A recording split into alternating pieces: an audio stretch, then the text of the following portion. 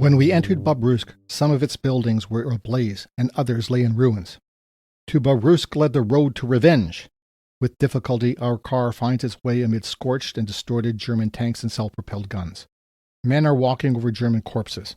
Corpses, hundreds and thousands of them, pave the road, lie in ditches under the pines, in the green barley. In some places, vehicles have to drive over corpses, so densely they lie upon the ground. People are busy all the time burying them, but there are so many that this work cannot be done in just one day. And the day is exhaustingly still, hot, and people walk and drive pressing handkerchiefs to their noses. A cauldron of death was boiling here, where the revenge was carried out, a ruthless, terrible revenge over those who hadn't surrendered their arms and tried to break out to the west.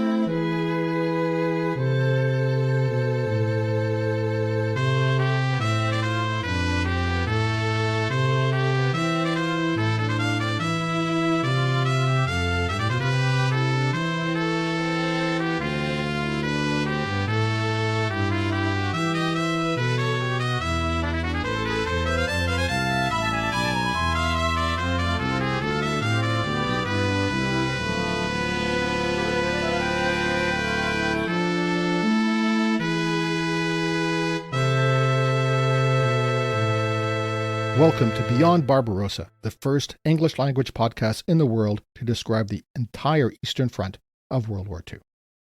I'm Scott Burry, podcasting from the Redbeard Studio on traditional Anishinaabe Algonquin territory, also called Ottawa, in Canada, a free, independent, sovereign country. And I'm joined today by my stalwart assistant, Ragnar the Magnificent, who's already made me have to start this podcast recording over again. This episode is number 78, and we're focusing on Operation Bagration, the major Soviet offensive against the German forces in Byelorussia in June to July 1944. Last episode, author Craig Luther helped us set the stage for this fourth mighty blow against Nazi Germany. As he described, the Eastern Front in June 1944 once again featured a huge German salient, a pronounced bulge in the lines to the east, in this case 428 miles, or 690 kilometers long. The German officers called this the Byelorussian Balcony, as on the map it looked like it was overhanging the Red Army's positions to the south. That's because, over the spring of 1944, the Red Army had retaken virtually all of Ukraine from east to west. And to the north, they had also relieved the siege of Leningrad after almost 900 days, or close to 3 years. Later in 1944, Stalin would recount 10 blows the Red Army struck to drive out the Nazi invaders. Up to June 1944, these were the Dnipro-Carpathian Offensive from Christmas Eve 1943 to 17 April 1944, the reconquest of right bank or western Ukraine from the Great River in the middle of the country almost to its pre-war western border. This was described in episode 68 of this very podcast. Then came the Leningrad-Novgorod Offensive of January to March, which liberated or recaptured Leningrad, as described in episode 66 of this podcast. I use the word liberated with some qualms. I don't know if you can describe as liberation anything the Red Army did, but at any rate. The next mighty blow was the Odessa offensive from 26 March to 14 April 1944, which drove the Nazis from the coast of the Black Sea, from the mouth of the Dnipro, and also from the Crimean Peninsula, all the way to Odessa and beyond to the Romanian border. The fourth mighty blow was the Vyborg-Petrozavodsk offensive, which began in early June against the Finns, north and west of Leningrad. More on that in a minute. And that brings us to the fifth mighty blow and the subject of this episode, Operation Bagration, the reconquest of Byelorussia, now called Belarus. That great salient that Craig Luther described as the Byelorussian Balcony last episode. I've described in this podcast a number of salients, and they are particularly vulnerable locations for the occupiers. This kind of bulge gives the enemy a chance to attack from 3 sides or more. At the same time, a salient stretches the defenders' defensive lines out along a longer front, in this case close to 700 kilometers long. It's not hard to understand why German generals and field marshals had advocated withdrawing from salients on the Eastern Front and elsewhere. Some that come to mind include Demyansk, Rzhev, and yes, Kursk. Hitler had refused each time, at least for a while, resulting in great losses. On the other hand, when he did relent at Rzhev in 1943, that resulted in freeing up 20 divisions to move south for Operation Citadel in the summer of 1943, that huge attack on the Kursk salient, as described in episodes 51 to 54. But by the first half of 1944, several realities on the Eastern Front are painfully obvious. First, the German position is untenable. As mentioned before, the Germans have less than half the resources on the Eastern Front in men and materiel compared to the Red Army. They're also shrinking, unable to replace losses in men and materiel, while the Soviets are increasing as their factories, which they moved east in 1944, have ramped up to full production. By 1944 and even before, there was an increasing rift between the German general staff and their supreme leader and idol, Adolf Hitler, as the generals asked for strategic withdrawals all along the front to strengthen and shorten the lines and take up more defensible positions. Hitler ordered time and again to hold their positions. No retreat, no surrender. Hitler also ordered several cities to become fortresses, or in German, Festerplätze. The garrisons there were to hold out against all enemy attacks, no matter what, which typically meant a death sentence. And then, in June 1944, there's another major factor, the war on the Western Front, which means it's time for, you guessed it, what else is happening in the war? Let's focus on early June 1944. 5th June, after a one-day delay for weather, Operation Overlord begins across the English Channel. 1,000 British bombers drop 5,000 tons of bombs on German emplacements in Normandy, France. The next day, 6th June, D-Day. 155,000 troops from the US, UK, and Canada stormed the beaches of Normandy, codenamed Gold, Juno, Omaha, Sword, and Utah. The Canadians penetrated the farthest of the Allies, but the overall impact is that they break through the Nazis' so-called Atlantic Wall. At last, the second front that Stalin had been badgering the Allies for is opened up, even though there already had been a second front in Italy. But I digress.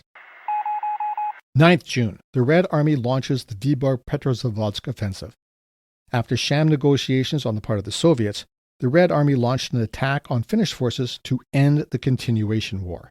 First, the Leningrad Front brought 19 divisions plus 2 division-strength fortified regions, as well as 2 more tank brigades and 14 regiments of tank and assault guns to the Karelian Isthmus, that strip of land between Lake Ladoga and the Gulf of Finland. With all these forces in this narrow strip of land, there were 120 Red Army artillery pieces, guns, howitzers, rocket launchers, on average, per kilometer.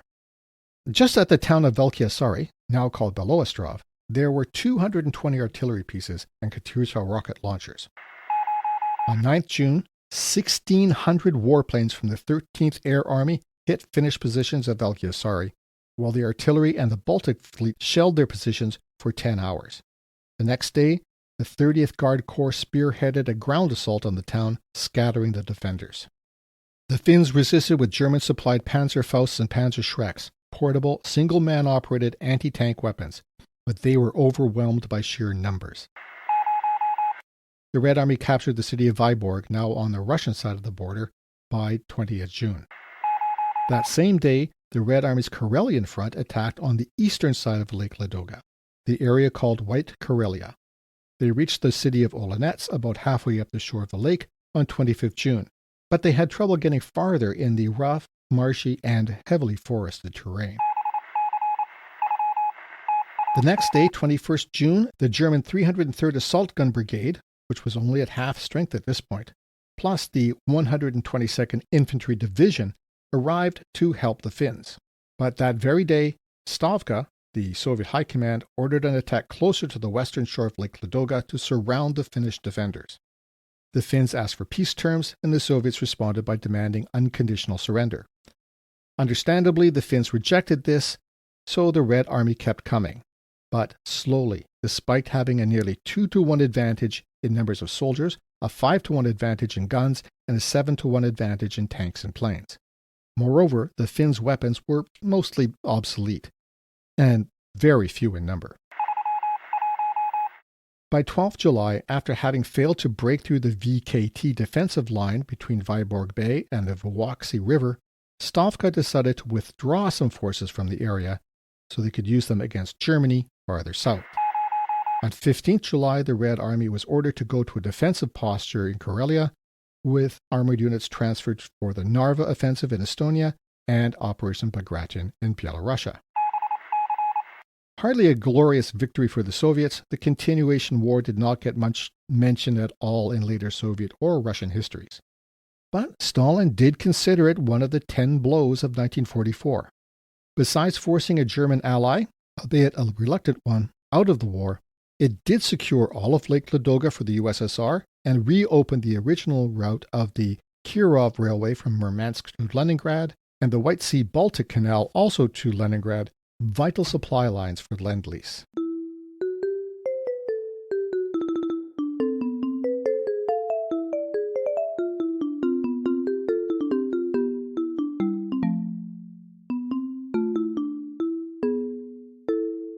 So let's focus on the big event on the Eastern Front in June 1944. I mentioned the Byelorussian Balcony, that great salient in Byelorussia. See map 2 on the webpage for this episode. That sector was mostly held by Army Group Center in 1944, commanded by Field Marshal Ernst Busch. So it would seem to be the next logical target for the Red Army. But the German High Command, the OKH, expected the next Soviet offensive to be against Army Group North Ukraine, to the south of the Balcony. So they transferred a third of Army Group Center's artillery, half its tank destroyers, and 88% of its tanks to Army Group North Ukraine, as well as the entire reserve on the Eastern Front, 18 panzer and mechanized divisions. On 22nd June, Army Group Center had 580 tanks, tank destroyers, and assault guns, and 143 soldiers per kilometer of the front line strung out along this 700-kilometer salient. And as I said, Hitler hated the idea of withdrawing. He accused any general or field marshal or officer of any kind who suggested strategic withdrawal, let alone retreat, as defeatist and traitorous. He ordered the Wehrmacht not to give up any more territory, whilst they had given up a lot. Hitler also declared certain cities as Festerplatz, as I mentioned, fortified towns where German garrisons would fight to the death. In Army Group Center's sector, these were Vitebsk, Orsha, Mogilev, Bernovichi, Minsk, Bobruisk, Slutsk, and Vilnius. I mention these because they're going to be scenes of extremely bloody destruction. According to Antony Beevor, author of The Second World War, quote, "Commanders realized that the only way to save their formations was to falsify situation reports and war diary entries to justify withdrawals." End quote.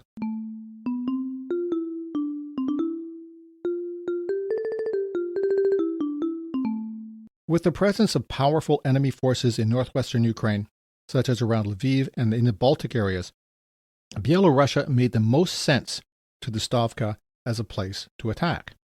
The Soviets were also getting really good at Maskirovka, or the War of Deception.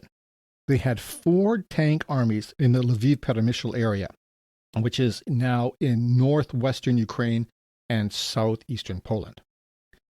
Now, these 4 tank armies were facing Army Group North Ukraine, so they drew the German forces down toward them, as I described above. These forces, these units, would become even more important later, in about a month, and we'll describe that in a future episode. For Operation Bagration, the attack on the Byelorussian Balcony, the Red Army assigned 4 fronts or army groups. The 1st Baltic Front, commanded by General Lieutenant Bagration, included the 4th Shock Army, the 6th Guards Army — the term Guards was given to a unit that had achieved something significant — the 43rd Army, and the 3rd Air Army. Next was the 1st Byelorussian Front, commanded by Marshal Konstantin Rokossovsky, including the 3rd, 33rd, 47th, 61st, and 69th Armies, the 3rd and 5th Shock Armies, the 8th Guards Army, the 1st and 2nd Guards Tank Armies, the 16th and 18th Air Armies, the 4th Artillery Corps, and the 1st Polish Army. This was a force supposedly communist, supported and controlled by Moscow, and not at all loyal to the Polish government in exile in London. So that's the 1st Byelorussian Front. Then there's the 2nd Byelorussian Front, commanded by, at this point, Georgy Zakharov. It includes the 19th, 49th, 50th, 65th, and 70th Armies, the 2nd Shock Army, the 5th Guards Tank Army, commanded by Pavel Rotmistrov, who had performed so significantly at Kursk a year earlier, and the 4th Air Army. Finally, the 3rd Byelorussian Front under Colonel General Ivan Chernyakhovsky. It comprised the 5th and 31st Armies, the 11th Guards Army, and the 1st Air Army. The Polish Home Army would also play a role, but more on that later. In total, 1.6 million combat and support personnel, over 32,000 artillery pieces and mortars, 5,818 tanks and assault guns, and 7,799 aircraft. These face fewer than 500,000 German combat soldiers, fewer than 500 operational tanks, total 580 as described, but not all of them were rolling. They were used for spare parts, basically, plus 600 flyable aircraft. Stalin set the date for the assault as 22nd June. Now, the Western Allies, that is, the Americans, Brits, and Canadians, would have liked the major Red Army assault to coincide with D-Day, originally the 5th of June. But Stalin had other ideas. First, the Normandy invasion would prompt the Germans to transfer divisions west from the Eastern Front, thus weakening the forces that the Red Army would have to face. But also, 22nd June was, and you know this, the 3rd anniversary of the beginning of Operation Barbarossa, Nazi Germany's initial attack on the USSR. So the symbolism was irresistible.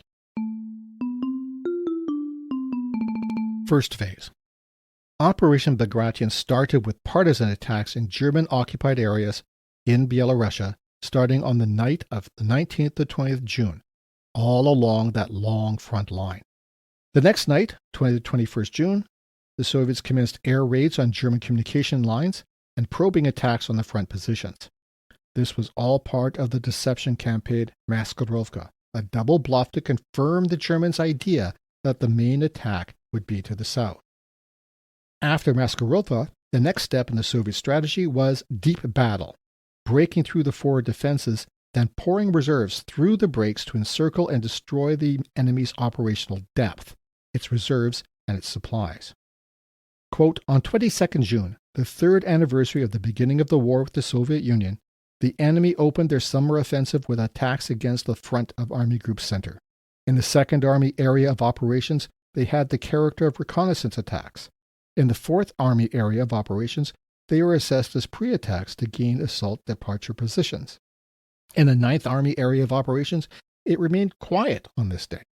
On the other hand, the enemy began the real attack against the 3rd Panzer Army with the main effort against the 6th Army Corps southeast of Vitebsk and, surprisingly, also northwest of the city in the 9th Army Corps area of operations between Sirotino and the left boundary of the army group. The major surprise to the German leadership because the previous enemy picture did not indicate such an enemy concentration. End quote. From Anthony Tucker Jones, Stalin's Revenge, Operation Bagration and the Annihilation of Army Group Center. On the 23rd of June, the Soviets began their classic massive artillery barrage. This one was different, though, in scale and style. For the first time, they used a double rolling barrage. One group of artillery fired deeper or farther with each volley, driving the German forces from their forward defensive positions to secondary or tertiary lines. Now, the Germans were used to this. As soon as the barrage was over, they would return to the forward positions. But a second group of Red Army artillery would already be bombarding those lines again, thus trapping the Germans.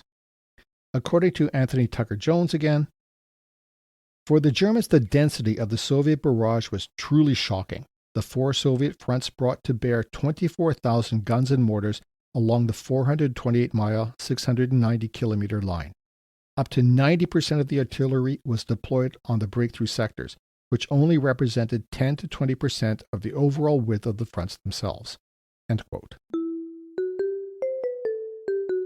All along the front, the Red Army artillery bombarded for 15 minutes to a depth of 3 kilometers, then paused and directed their fire at individual identified targets like artillery positions and weapons depots.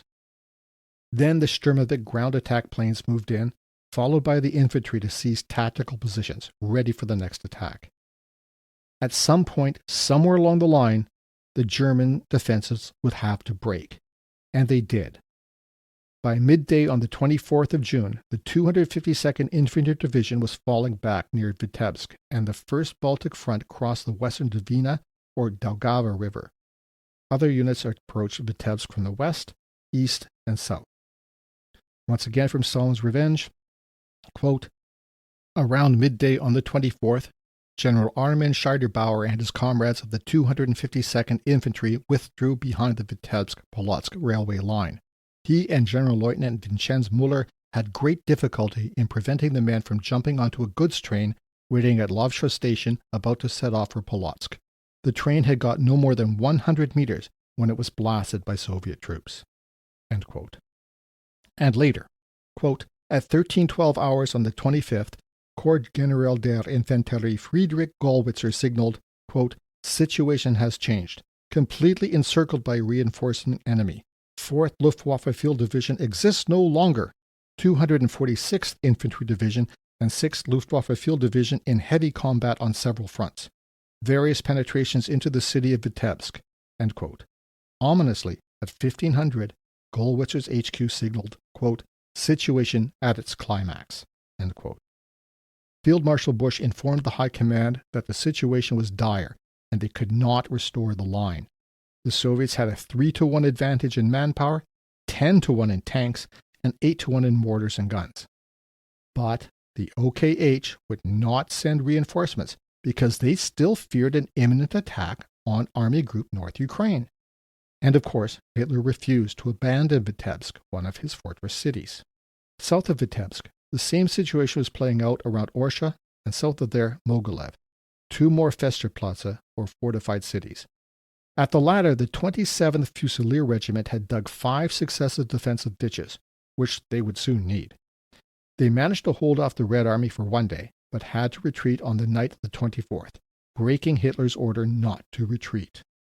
Even so, most of them were killed or captured. Of the 8,000 men of the garrison, only 3,000 made it farther west to Minsk.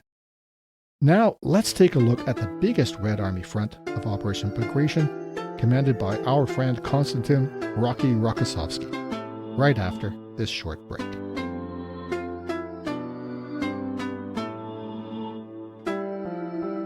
As Scott elegantly describes in each episode of Beyond Barbarossa, the war on the Eastern Front was truly gargantuan, both in terms of its geography and its destructiveness. But given that there is so much territory to cover, and that so many millions of men were involved in the fighting, it's perhaps inevitable that some battles from the Eastern Front get overlooked. I'm David Sumner, and I'm the host of Europe at War, a weekly podcast exploring lesser-known battles and stories of the Second World War, with a particular focus on the Eastern Front. From the drama of thousands of trapped German soldiers and terrified civilians attempting to break out of the Halba pocket, to the unexpected and blistering counterattack launched by German forces on the Red Army during the Battle of Bautzen, many of the Eastern Front's most dramatic battles, particularly those which happened towards the end of the war, have long been neglected by historians, and their stories have remained untold until now. So to hear these incredible tales from the Eastern Front and more, check out Europe at War, available on all podcast platforms. Thank you. Now let's get back to the show. Did you know that the cappuccino was invented by a Ukrainian? Or that many first names, like Philip and Agatha, were brought to Western Europe by Ukrainian princesses? Or that a Ukrainian was the first female given the rank of officer in a modern army? Well, if you didn't, and even if you did, you can learn more on my podcast, Wandering the Edge, a podcast about Ukrainian history with a spot of travel, and all in English. And if you like Beyond Barbarossa as much as I do, because, well, it makes my life a whole lot easier since I don't have to do any episodes deep diving into the Eastern Front of the Second World War, please take a listen to Wandering the Edge for a deep dive into Ukrainian history, culture, and traditions. Find out more on wanderingtheedge.net. And now let's get back to Scott exploring and explaining the Eastern Front of the Second World War.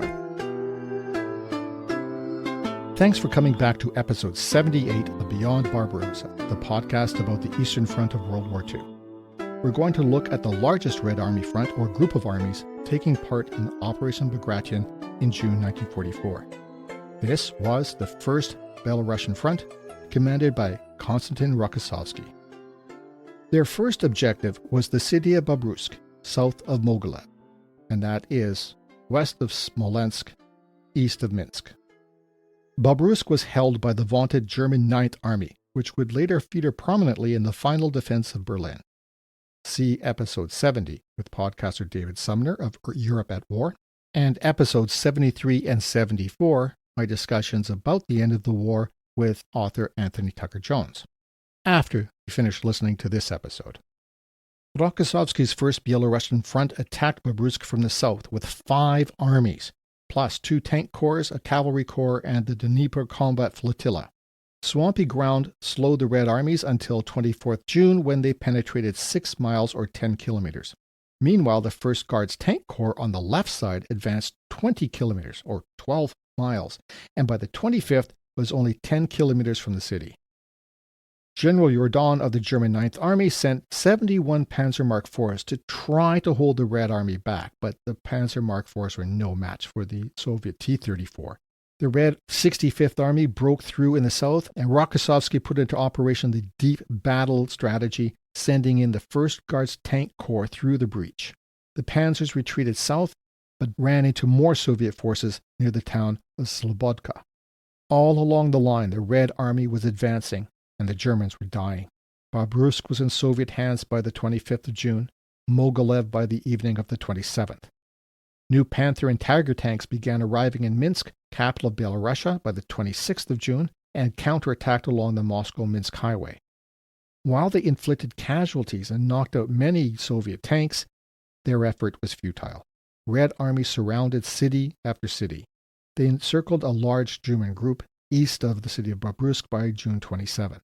That morning, 526 planes of the 16th Air Army dropped 12,000 bombs on them in less than an hour.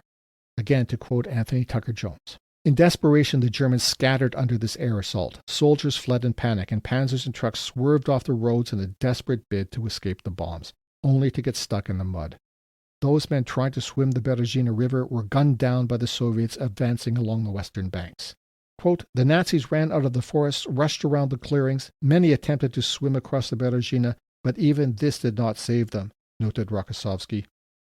Soon, the bombed area became an enormous cemetery, scattered with bodies and equipment destroyed by the bombing. End quote.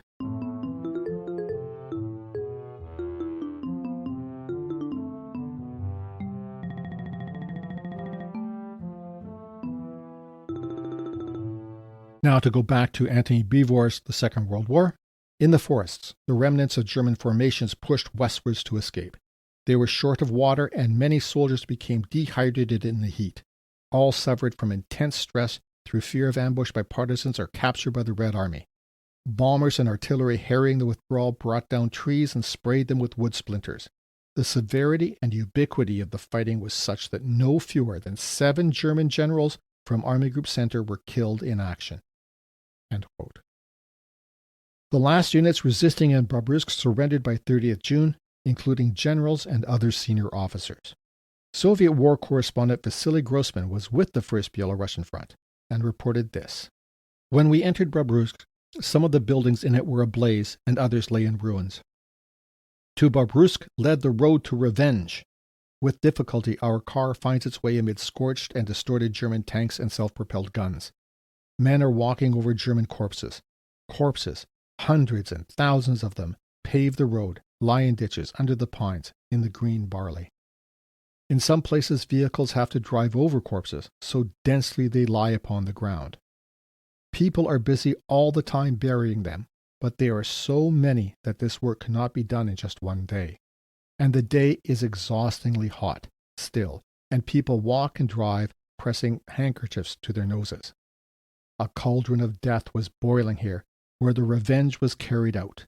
A ruthless, terrible revenge over those who hadn't surrendered their arms and tried to break out to the west. End quote.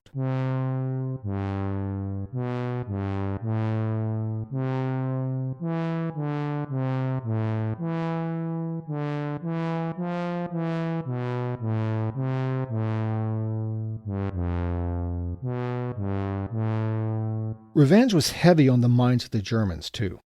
2 divisional commanders, General Lieutenants Karl Zutever and Ernst Philipp, committed suicide to escape this revenge. Why? Another unit had this to think about, and I think it's instructive. Quote, the longer-serving members of the 35th Infantry Division cannot have relished the prospect of capture, as the division had a very disreputable past. It was the only Wehrmacht division to have taken a significant role in the Holocaust in the Soviet Union. In the autumn and winter of 1941-42, it had assisted German security forces in liquidating some 10,000 Byelorussian Jews. End quote.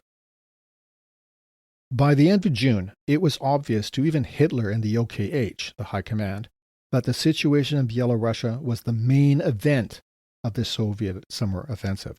The Red Army had taken all the forward defenses and was now closing on Minsk, the Byelorussian capital. On 29 June, the Stavka clarified its new priorities. The 1st and 3rd Byelorussian fronts would concentrate on liberating or recapturing Minsk, with the 2nd Byelorussian and 1st Baltic fronts preventing the remaining Germans in Byelorussia from counterattacking or even forming new tenable defenses. Keep them on the run, in other words. Minsk was another city that Hitler had deemed a Festerplatz, fortified and to be held no matter what. So, on 30th June, the Germans reorganized what they had left to block the Red Army in front of Minsk, form defenses west of the Bagration River, and hold the remaining fortress cities west of Minsk. The 4th Panzer Army from Army Group North Ukraine would take over defense of Brest-Litovsk in the south of the country. By the 1st of July, the Minsk garrison consisted of 1,800 combat soldiers plus 12,000 support staff. At this point, I think support are more of a drain than support. But anyway, there were also 8,000 wounded who would have to be left behind in a retreat, and 15,000 unarmed personnel. The officers in charge began evacuating non-combat personnel by train on the 1st of July and mined bridges of demolition. However, Byelorussian partisans moved quickly to prevent this. Rokossovsky's assault began at 0200 on 3rd July when the 2nd Guards Tank Corps entered the southern outskirts of the city. Meanwhile, Rotmislav's 5th Guards Tank Army of Kurskvein cut off the retreat to the northwest.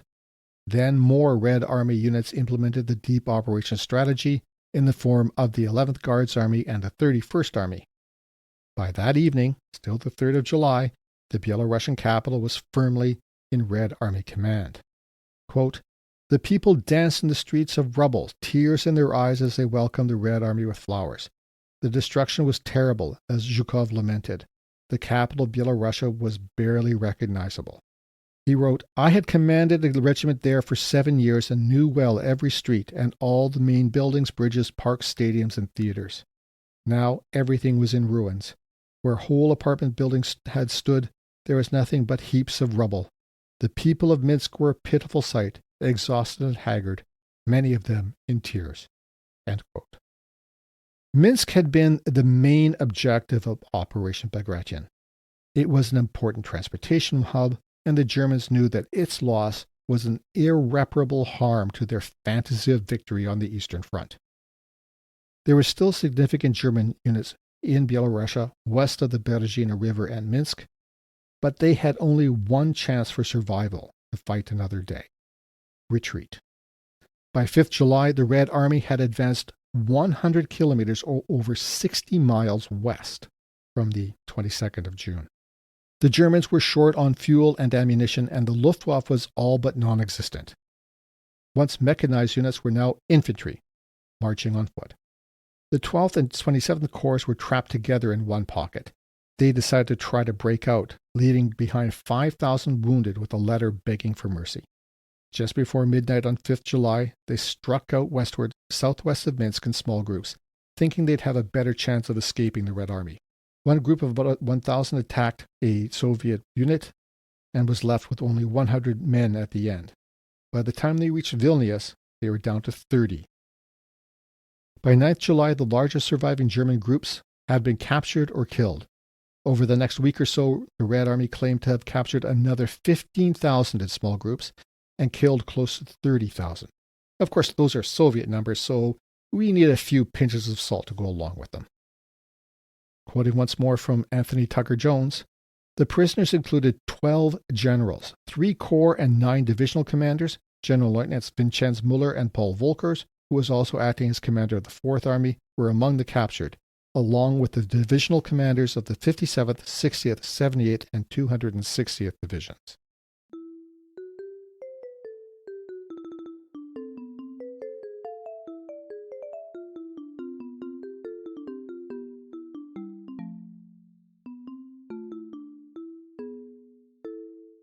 Third phase, Vilnius. Following Minsk, Bagration's focus shifted north to Lithuania and the Baltic. First, at the northern end of what's now Belarus, the town of Polotsk was on the route to Vilnius, now capital of Lithuania. Capturing that city, Polotsk, would also prevent German Army Group North from counterattacking toward Minsk, relieving Army Group Center. Holding Polotsk, the Germans had 2 panzer and 2 infantry divisions south of the Dvina River, while the garrison in the city itself was another 2 divisions. Capturing it was the job of the 1st Baltic Front under Hofan Bagramian.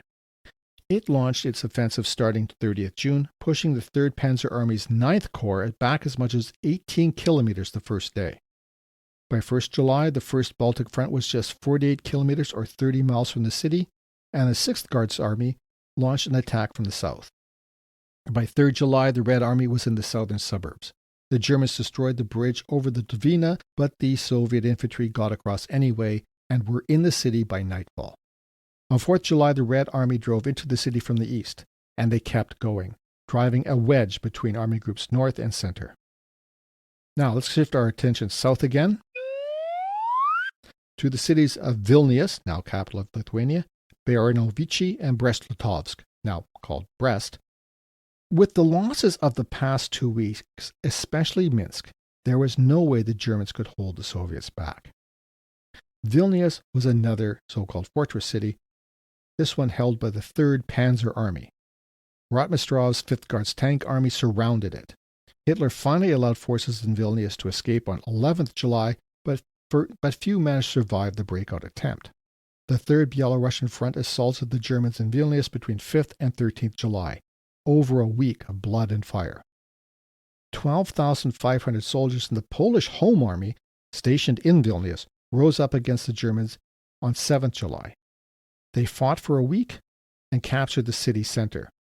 Then, on the 15th, the 3rd Byelorussian Front entered the city. And what happened to those Polish Home Army fighters? The NKVD rounded them up and arrested them, sending them into concentration camps. With Minsk, Byelorussian, Brest, and now Vilnius gone, the game was over for the Germans in Byelorussia. Chernyakhovsky's 3rd Byelorussian Front quickly advanced west to the border, the Niemen River. On the other side, East Prussia, Germany. Now, the Niemen, Nerev, Western Bug, and Vistula rivers, as well as the Augustov forests in this area, formed natural defensive barriers. So it wouldn't be easy for the Soviets to get much farther. But I'll go back to Anthony Tucker-Jones again.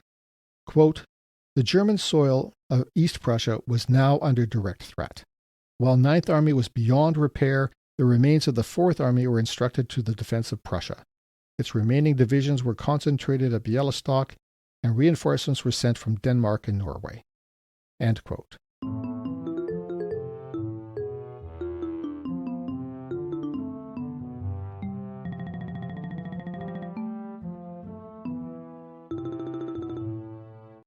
Anthony Tucker-Jones summed it up like this.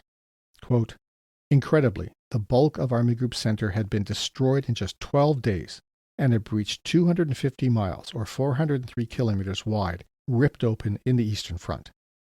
Between 25 and 28 German divisions were destroyed, and 10 generals killed and 21 captured. The near total annihilation of Army Group Center in the space of just under 2 weeks cost Hitler 300,000 dead, 250,000 wounded, and about 120,000 captured.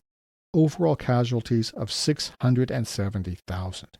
In addition, he lost 2,000 panzers and 57,000 other vehicles. Stalin's losses were 60,000 killed, 110,000 wounded." End quote. And that's where we'll leave it off. There's still plenty of action to come in Byelorussia and in the Baltics and from Ukraine. But we're going to have to tackle that in a future episode. Please come back in 2 weeks for the final episode of Season 3 of Beyond Barbarossa. Angus Wallace, host and producer of the World War II podcast, joins me for a conversation about the Lend-Lease program and what it meant to the USSR over the course of the war. For now, thank you for listening to another episode of Beyond Barbarossa, the podcast about the Eastern Front of the Second World War. Don't forget to hit that follow button. And if you're listening on YouTube, I'd really appreciate it if you'd hit subscribe. If you have a moment, please leave a rating on whichever podcasting platform you listen on. That helps spread the word about Beyond Barbarossa to other people who don't know about it. As usual, I put maps and photos on the webpage for this episode, beyondbarbarossa.ca or beyondbarbarossa.podbean.com. I want to thank all of you who support the podcast through Patreon. Patreon supporters get episodes early, ad-free, and with images. Just go to patreon.com/beyondbarbarossa and choose the level of support you want. Do you have something to say, a comment, question, or I know I hate to admit it, but it's possible I made a mistake. So if you have a correction to make, please let me know. Reach out by email, scott@beyondbarbarossa.ca, or through the Facebook Beyond Barbarossa page. You can also find me on Blue Sky, Scott the Writer, Threads, and Instagram. I'm really looking forward to hearing from you. Remember everyone, Canada is a free, independent, sovereign country, not a 51st anything. Original music was composed and recorded, as always, by Nicholas Burry. I'm Scott Burry. Until next time, keep your paddles in the water. Slava Ukraina, Vive le Canada.